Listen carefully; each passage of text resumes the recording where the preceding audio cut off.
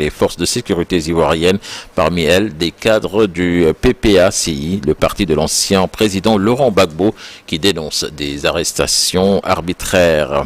Au Gabon, l'activiste nazi Marwa Alazi, connu sur les réseaux sociaux sous le nom de Nazi, a été arrêté au Liban.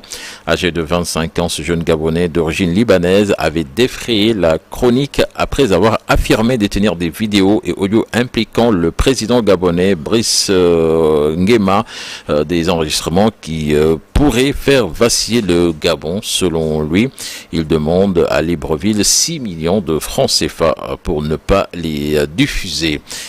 L'opposant congolais Augustin Matata Ponyo, officiellement en exil selon son parti, ancien Premier ministre et député national.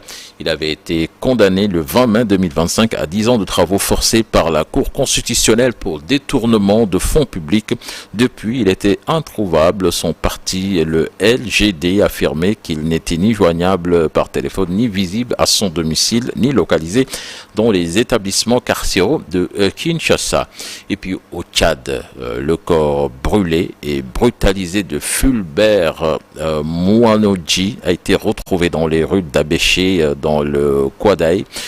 Cet ancien directeur de cabinet avait été récemment nommé à Gosbeida. Sur des photos qui circulent sur les réseaux sociaux, on le voit étendu à même le sol, dévêtu et le corps brûlé.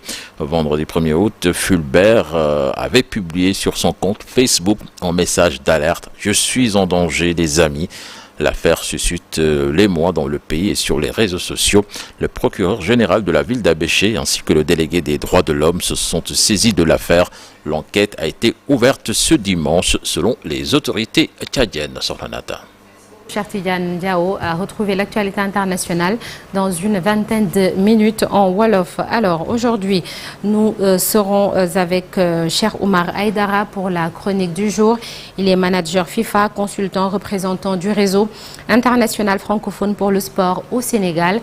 Et puis, toujours dans la seconde partie, notre invité ce lundi, Babacar Gaye, leader du mouvement Manko Mouch, membre fondateur du comité de défense du football sénégalais. Interview aux alentours de 8h50. Tout de suite, la une des journaux parus ce matin.